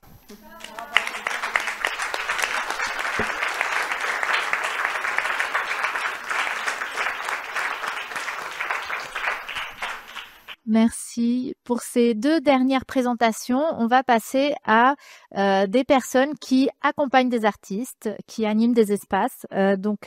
Maria Ibáñez Lago, elle est artiste et co-directrice de Julio avec Constanza Piaggio. Elle est née à Buenos Aires, mais elle travaille aujourd'hui en France. Et elle a fait ses études de scénographie et de peinture à l'École nationale supérieure des arts décoratifs à Paris. Bonjour tout le monde. Merci d'être là. Merci de l'invitation. Alors, je vais parler aujourd'hui, je suis artiste aussi. J'ai partagé la moitié de mon temps entre Buenos Aires et Paris par différentes étapes de ma vie. Et je vais parler d'un projet qui me tient beaucoup à cœur, qui est le projet de Julio, qui est un artist space dont l'activisme est de diffuser l'art latino-américain contemporain ou le travail d'artistes latino-américains contemporains en lien avec la scène française contemporaine. Donc c'est assez particulier parce que nous sommes un espace autogéré par deux artistes femmes qui ont eu juste la folie et l'envie par un manque qu'on ressentait, de qu'un espace comme ça n'existait pas en France quand nous sommes arrivés, donc il était nécessaire. Et nous avons donc, avec rien, pas beaucoup de contacts, pas d'argent, essayer juste d'ouvrir un lieu où expérimenter ce soit possible et que ce soit comme un lieu d'accueil.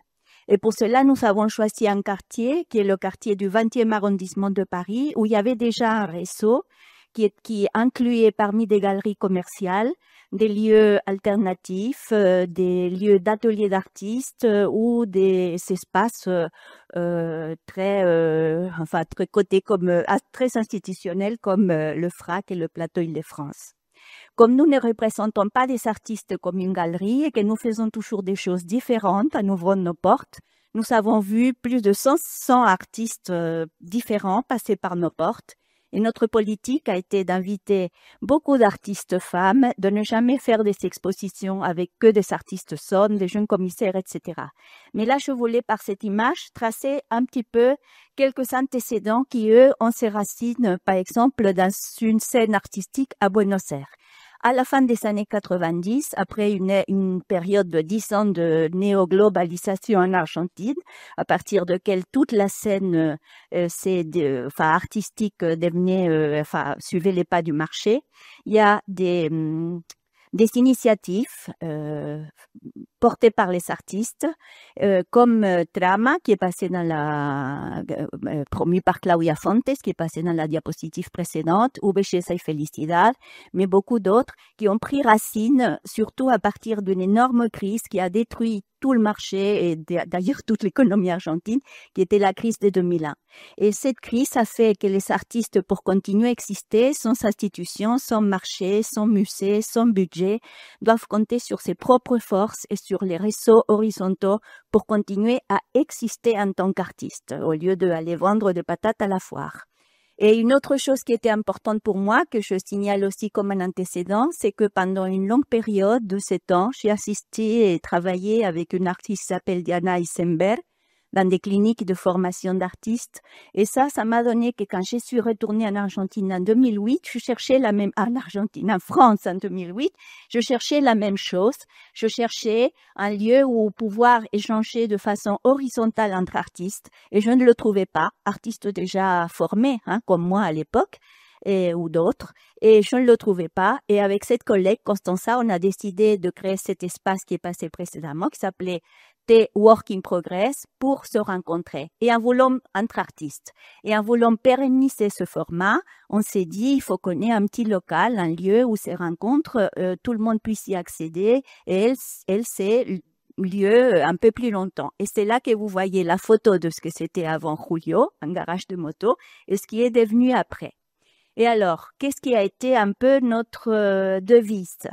On a gardé ce format de ces rencontres de 2, 3, 4 artistes qu'on a nommé assemblage, dans lequel il y a toujours un artiste d'origine latino-américaine ou maximum hispano-parlant. On a accepté des fois aussi d'autres hispano-parlants. Et on montre énormément d'artistes femmes, d'artistes émergents. On invite des jeunes commissaires. On invite aussi des commissaires plus confirmés, mais qui soient en lien avec l'art latino-américain. On a travaillé avec Margot Knight, ici présente. On a travaillé avec Alicia Paz, parce que on fait comme là des échanges avec d'autres artistes en space ou d'autres espaces gérés par les artistes, comme le DOC, dans ce cas-là, qui est aussi dans le 20e.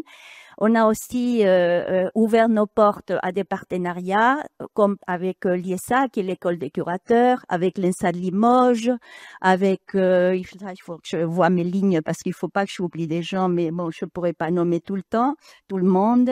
On a accueilli des gens du prix BRAC, qui est un échange de l'Institut français, qui amène des gens, des artistes à la Cité internationale. On a pu participer par invitation parce qu'on n'a pas de sous à des foires comme des Others à Turin ou bientôt Swab à Barcelone ou des dessins. Et on aime aussi la figure de l'artiste curateur. Donc, on a souvent demandé à des artistes de faire fonction de commissaire, comme dans le cas de Ciaccio Giannone avec Alicia Paz, ou d'autres artistes qui ont voulu faire ce rôle comme nous-mêmes dans cet espace. Et parfois, on a été hors les murs, comme ici avec cet échange avec Doc, qui ont un plus grand espace, pour investiguer sur quelques topics de ce que c'est l'art latino-américain, de ce que les gens comprennent comme art latino-américain, qui est le réalisme magique. Dans cette exposition s'appelait Magie réaliste et faisait tout un autre ordre d'idées par rapport à ce topic collé à l'Amérique latine, ou une autre qui s'appelait Diffraction et qui investiguait un petit peu les courants du géométrisme, mais aussi très liés, surtout ici en France, à l'art latino-américain. Donc, c'est aussi un lieu d'investigation dans ce sens-là, dans l'idée de qu'est-ce que c'est qu'être artiste latino-américain dans un contexte ailleurs que dans le même territoire. C'est toujours une question ouverte et c'est un champ d'expérimentation que nous utilisons ce petit espace pour l'enquêter.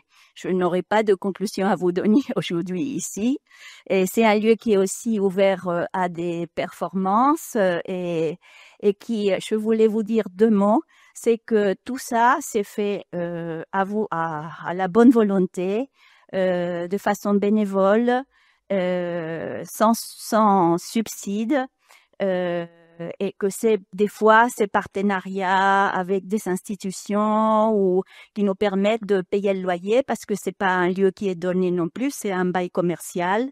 Et nous menons déjà 9 ans de cette activité et je la considère toujours nécessaire dans le panorama français dans lequel l'art latino-américain n'a pas toujours, surtout l'art émergent latino-américain, n'a pas toujours des espaces de se manifester, d'exister.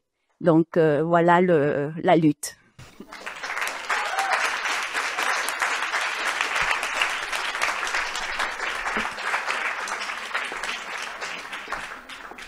Merci beaucoup, Maria.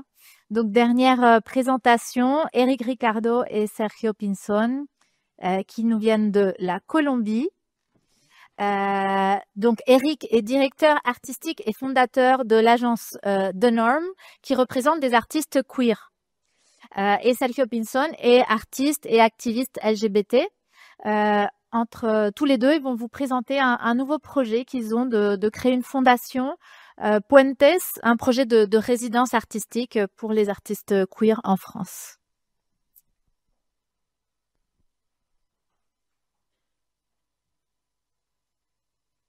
D'ailleurs, merci beaucoup Paula, merci beaucoup dans l'Amérique latine. On est là pour vous présenter une résidence d'artistes LGBT à Paris, avec un focus avec les artistes latino-américains. Elle s'appelle Fondation Puentes, qu'on va expliquer prochainement. Bon, bonjour à toutes et à tous. Nous sommes très très heureux de vous présenter le projet Puentes, la Fondation Puentes aujourd'hui. C'est un projet qui naît d'un désir profond pour tisser des liens culturels entre la France et l'Amérique latine, possiblement avec le soutien de la Maison de l'Amérique latine aussi. Aujourd'hui, on vous présente cette fondation, la Fondation Puentes, qui est notre initiative et qui est née de l'expérience qu'on a fait avec The Norm, avec un objectif clair: offrir à des artistes queer et latino-américains un espace de résidence, de création et de visibilité à Paris. Studio Lenka, comme par exemple dans la diapositive précédente, c'est un collectif d'artistes.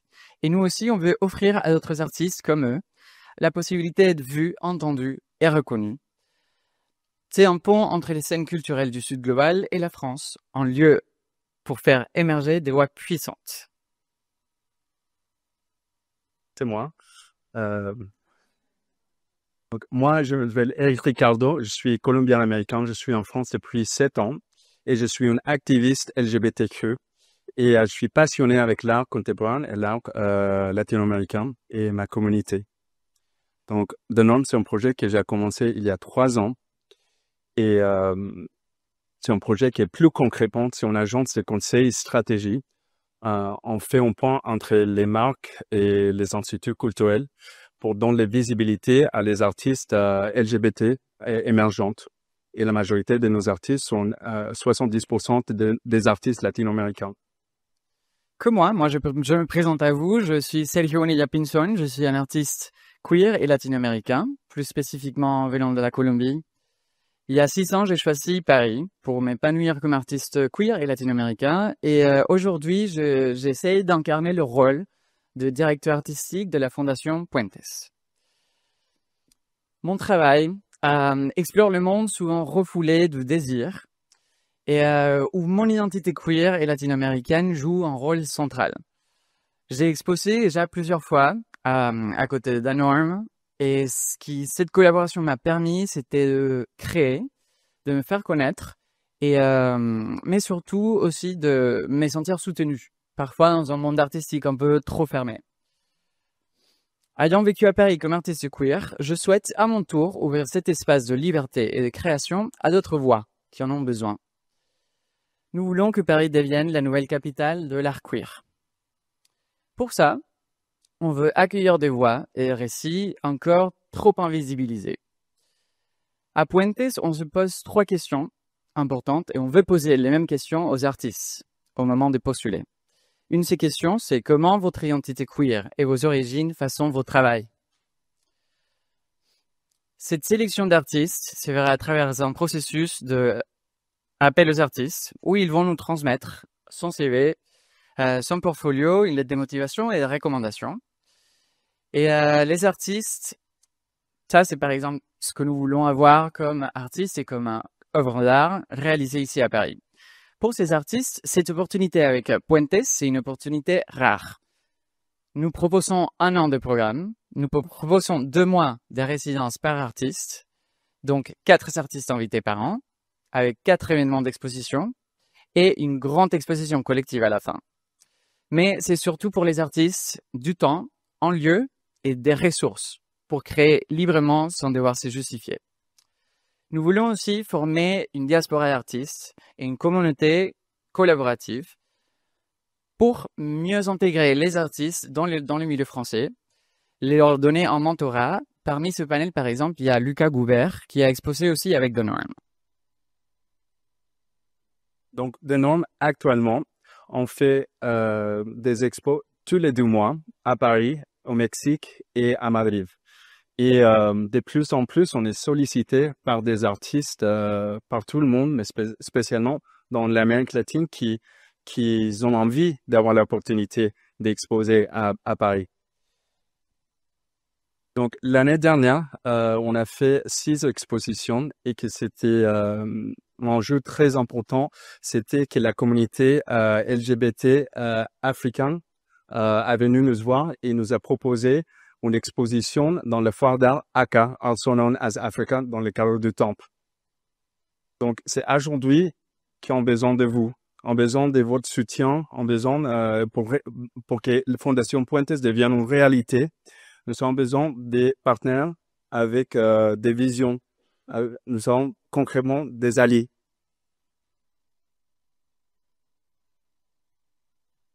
J'ai 2 exemples de 2 artistes queer latino-américains. C'est Félix González Torres et Carlos Mota de Colombie. Et c'est 2 artistes qui ont fait des résidences qui les plus importants travail de son carrière, ils ont venu des résidences des artistes. Donc, c'est précisément ça que les résidences fonctionnent. Et aujourd'hui, avec toutes les lois anti-LGBT, c'est nos alliés qui nous a soutenus dans le passé et aujourd'hui, avec toutes les lois anti-LGBT, c'est Puentes qui sera une réponse à l'oppression et la résistance. Donc avec Puentes, ce que nous voulons, c'est pas seulement une résidence. Ce que nous voulons, c'est une vision vivante, queer et latino-américaine, enracinée dans la culture française. Nous ne voulons pas non plus seulement des œuvres. Nous laissons un héritage de liberté et de transmission, un pont durable entre nos cultures, nos luttes et nos rêves. Donc c'est maintenant qu'il faut construire ce pont et le traverser ensemble. Donc, merci beaucoup pour votre attention et pour votre Merci invitation. beaucoup.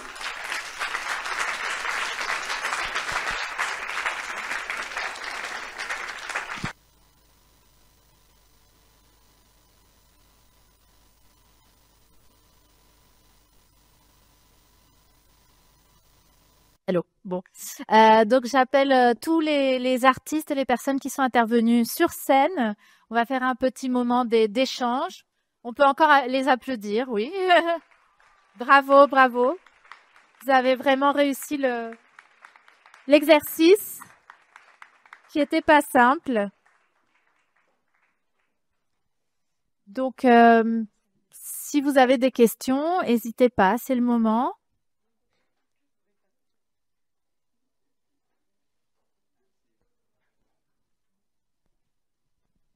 Bonjour, je m'appelle Philippe Henkin et je suis franco-argentin. Depuis une dizaine d'années, je suis photographe. Et je voudrais apporter un témoignage d'un type d'artiviste qui n'a pas été encore représenté ici, qui sont des performances éphémères qu'en Argentine existe beaucoup. Et parmi celles, bon, j'ai fait des reportages et j'ai publié un livre qui s'appelle Buenos Aires, un autre regard. Et parmi ces 4 entités que j'examine, il y a le collectif Fin d'un monde. Fin du mundo. Pas fin du monde, hein, c'est fin du mundo. Et je vais vous lire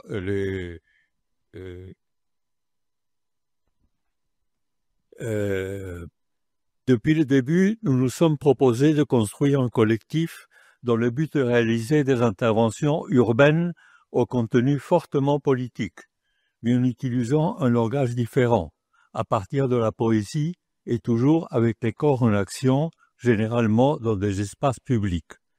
J'ai pris conscience de la puissance de ce langage poétique, collectif, qui provoque de profondes émotions et qui bouleverse. Il n'est parfois pas nécessaire d'autant de mots, une image est plus puissante que le discours. La manifestation essentielle de ce collectif, c'est le 24 mars, jour de la mémoire.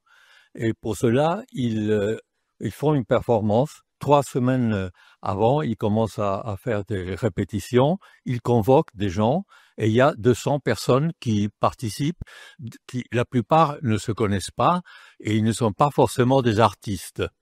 Et pendant 3 dimanches, ils montent un spectacle et le 24 mars, ils le représentent 6 ou 7 fois. Et c'est absolument extraordinaire, avec une force vraiment exceptionnelle, une qualité artistique fantastique, et c'est quelque chose de tout à fait particulier. Et ils existent depuis 12 ans. Donc c'est pas quelque chose qui va disparaître. Et moi, j'aimerais beaucoup porter ces témoignages en France parce qu'il me paraît extrêmement important. Et je me pose aussi la question, pourquoi il n'existe pas des collectifs comme ça en France? Voilà. Alors, voilà, je crois qu'il peut y avoir des réponses.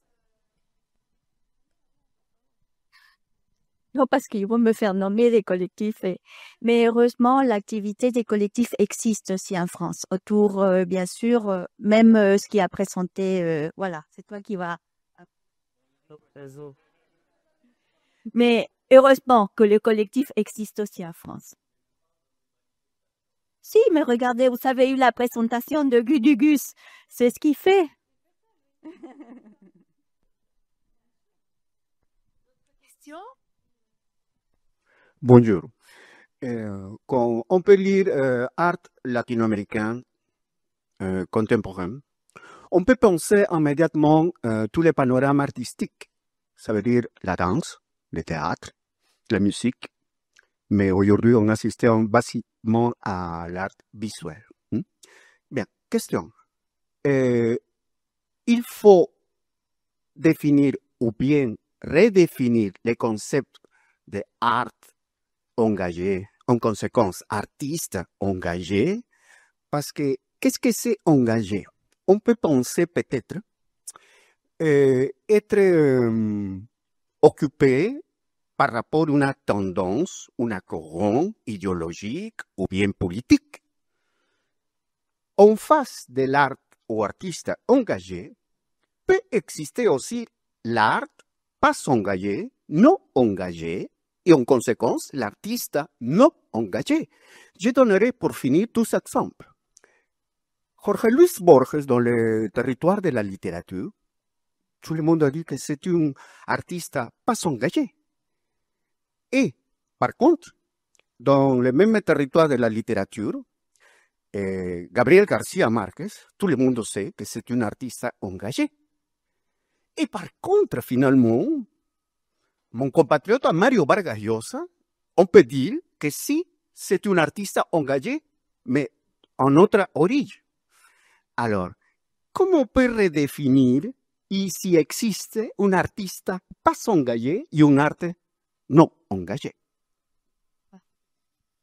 Oui, je pense que là, on n'a pas voulu dire que l'art non engagé n'existe pas. Et aussi, on n'a pas voulu être exhaustif dans les pratiques artistiques engagées qui sont très nombreuses et très diverses. Mais je vous laisse la parole si vous voulez commenter. Je crois de toute façon qu'on peut déjà distinguer entre un art engagé dans son sujet de travail et un art ou une pratique, disons, qui est engagée envers la pratique, mais pas forcément dans le sujet de ce qu'elle traite. Déjà, je crois que avec art engagé, on comprend trop facilement parfois que dans le sujet de ce qui traite l'art, il y a un engagement explicite. Mais c'est vrai qu'il y a des tas d'engagements non explicites. Et c'est vrai aussi que c'est tellement difficile d'être artiste dans un monde comme le nôtre où pas toujours le reconnaît, que déjà, je crois que tout art est une forme d'engagement. Bien sûr, après, il y a des compromis politiques pris avec certaines choses à défendre ou pas, comme vous le dites. Donc ça serait une autre définition. Mais je crois qu'il y a une chose qui est facilement comprise, mais qui n'est pas ni exhaustive et qu'il faut différencier par rapport à de quoi ça traite ou comment elle est cette pratique par rapport à l'engagement. Je ne sais pas si je me suis fait comprendre. Est-ce que quelqu'un d'autre veut prendre la parole sur ce sujet? D'autres questions?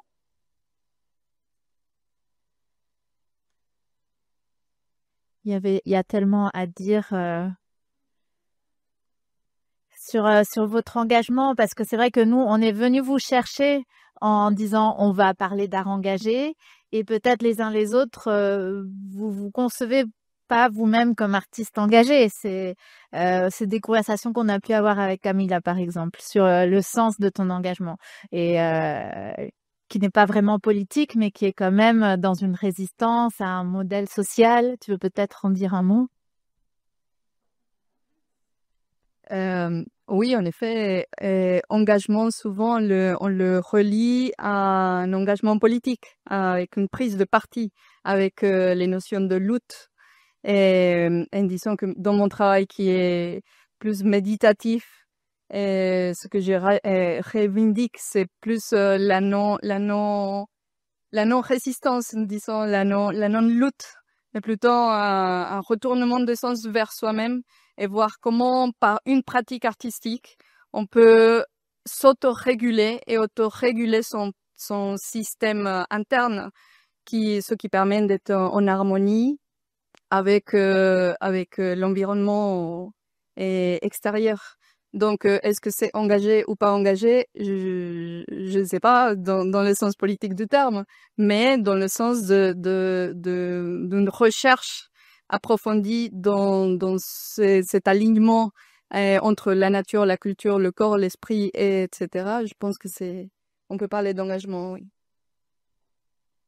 Je peux dire aussi que l'art soigne l'artiste que le produit et soigne aux autres aussi.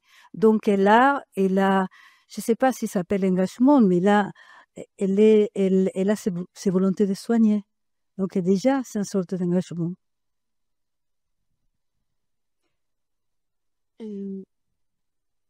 J'ai entendu que la conférence de ce matin était un peu des sujets très sérieux et souvent déprimants, et qu'on attendait de nous de donner, bah oui, hélas. Et donc, c'était un peu notre tâche à nous cet après-midi de donner de l'espoir par nos différents.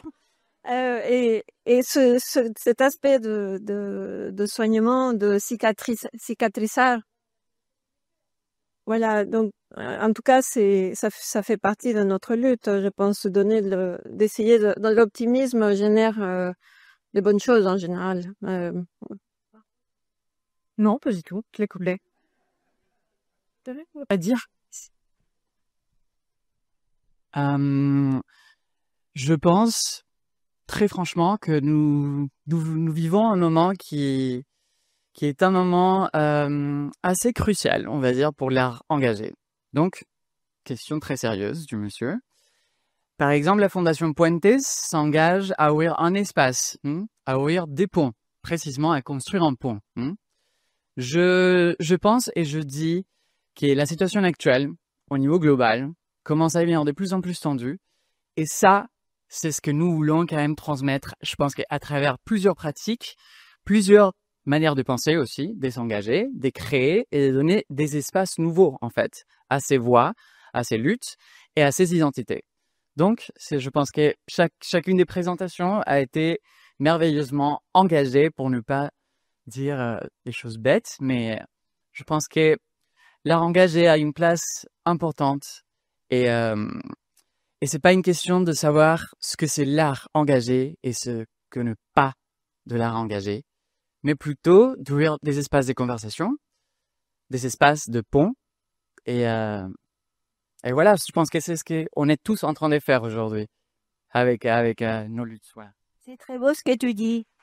Et juste pour compléter, enfin pour une chose qui me fait compléter aussi ce que tu dis, enfin qui m'a donné envie de réagir, c'est qu'engager, c'est aussi engager le corps. C'est vous aussi que vous êtes en train d'engager vos corps pour venir ici, votre temps.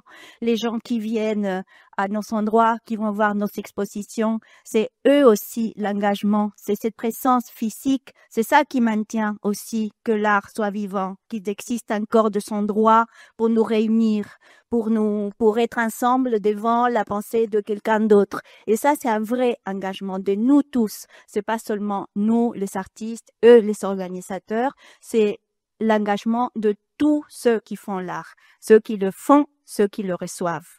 Donc, merci.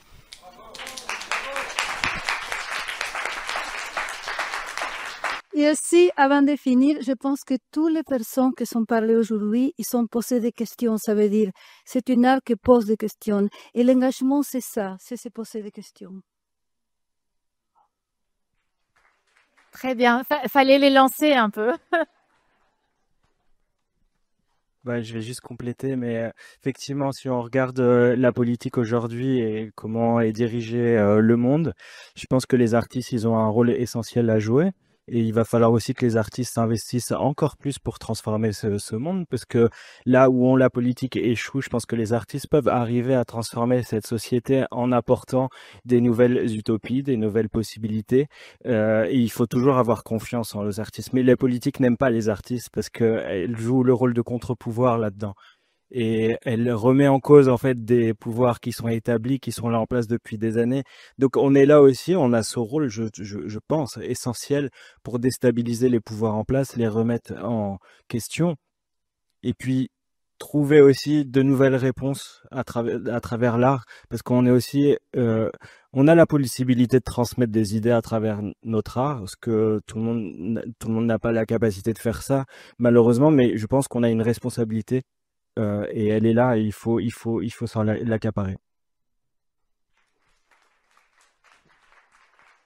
En effet, on voit dans plusieurs pays dans le monde que l'activité culturelle est éteinte, qu'il n'y a plus de subventions, qu'il n'y a plus de soutien financier. Et donc, en effet, le fait de faire en sorte que la culture, que l'art puisse exister et que tous ces espaces qu'on vous a présentés continuent à exister. Je pense que de plus en plus, on va devoir faire appel aux communautés. On va devoir s'entraider de façon horizontale parce que le soutien viendra peut-être plus de nos gouvernements ou de nos institutions et que donc, en effet, ça donne beaucoup d'espoir de voir cette salle pleine aujourd'hui parce qu'en effet, le soutien, l'intérêt est là et je pense qu'il devra être de plus en plus important dans les années à venir. Est-ce qu'on parle là, exigeons le soutien de nos gouvernements? Évidemment, évidemment, mais bon, c'est quand c'est Par rapport au corps, oui, en Argentine, beaucoup d'artistes m'ont engagé, donc qui se revendiquent engagés, m'ont dit oui, hay que meterle el cuerpo, faut mettre son corps. Et dans la rue en Argentine, en mars, par exemple pour le 8 mars, pour le 24 mars, faire un pochoir, c'est prendre un risque avec son corps. Surtout maintenant, c'est le risque d'être arrêté, d'être pris en photo, d'être dans des listes après, voilà. Et on est en démocratie, pourtant c'est ce qui se passe. Donc j'ai vu des gens se cacher le visage pour faire leur pochoir, pour peindre une fresque, ou même un enfant de 8 ans qui, alors lui, ne se cachait pas, qui a peint une phrase donc contre le gouvernement, mais sa mère n'était pas du tout rassurée. Donc c'est vrai que si tout le monde y met un petit bout de son corps en participant, et un pochoir par personne, par exemple, ça suffit. Et je pense que les pouvoirs publics seraient alertés. Enfin, dans le bon sens. Hein. Et quand je disais que ce mot de Verónica Gago, corps territoire, c'est un peu ça. C'est une autre façon de faire de la politique. Que c'est une politique de proximité, une politique de solidarité, et ça passe pour là aussi, ça passe pour les autres langages.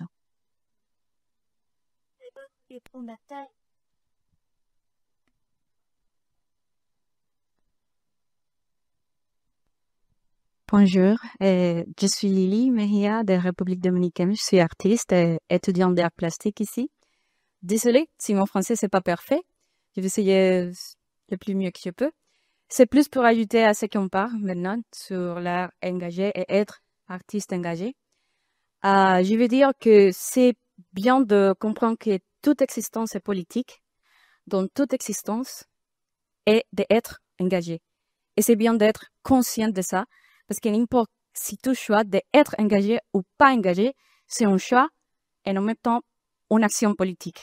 Donc, n'importe ce que tu fais comme expression, comment soit artistique ou même comme tout apport, ça c'est un statement politique. Donc, toute expression artistique, même si ça intentionné pour être engagé ou pas, c'est vraiment politique et c'est relevant dans l'espace social. Donc, je crois que tout art est engagé vraiment. Bon, c'est ça. C'est un long débat. Je crois que être un artiste, Margot, est-ce que tu veux dire quelque chose là-dessus? Est-ce que tout art est engagé? En fait, je crois qu'on vit un moment très intéressant dans le monde d'art. Par exemple, l'art queer, c'est en train d'échanger, d'évoluer, parce que ça devient quelque chose de tellement politique avec tous les anti-lois LGBT.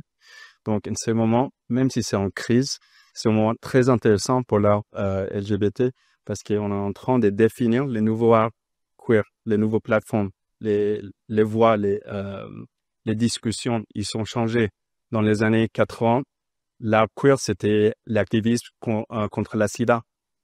On a évolué parce qu'on a eu plus de place, plus de présence, plus de droits, mais maintenant, on est en train de reculer un peu. Donc, c'est très intéressant ces moments, c'est pour ça que nous, on promouve Pointeuse, vous aussi, pousser les frontières de votre manière, de votre côté. Donc, c'est très intéressant. On est tous en train de faire des changements de notre manière, mais on pousse les frontières.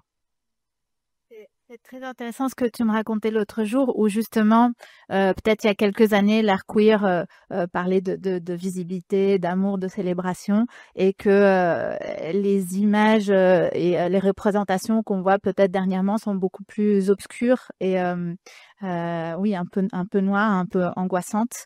Donc l'art transmet aussi ce que certaines communautés peuvent vivre. Ouais.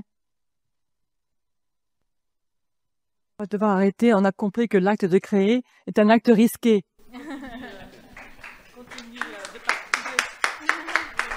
C'était juste pour décentrer un tout petit peu, du coup, on parlait des sculptures, enfin des structures, mais effectivement, c'est l'art comme Donc les artistes, la création en elle-même, et puis c'est toutes les structures qui l'accompagnent, qui les diffusent, les musées, toutes les politiques culturelles publiques qui font aussi cette grande machine-là et qui sont à questionner aujourd'hui un petit peu de l'autre côté du médium de l'exposition.